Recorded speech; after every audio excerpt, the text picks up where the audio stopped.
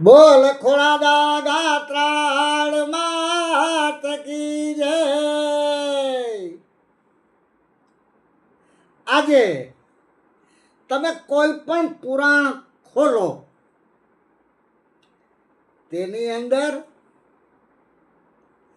રાજા મહારાજાઓ,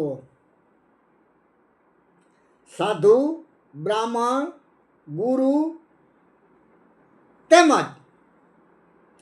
પૂજનીય જીવાત્મા કોઈ પણ હોય તો રાજા મહારાજાઓ એની વાતને માન્ય કરી લેતા, શિર ઉપર રાખી દેતા. અને આજે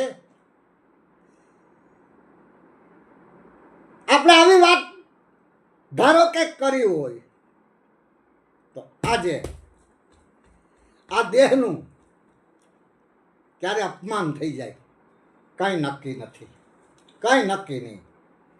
કારણ કે આ યુગની અંદર ધીરજ ખૂટી ગઈ, સહન શક્તિ નાબૂદ થઈ ગઈ. રાજા મહારાજાઓ, સાધુ, બ્રાહ્મણ ને પરમાત્મા તુલ્ય માની અને એને એક પાકું કે મારા હિત માટે જ કહે છે.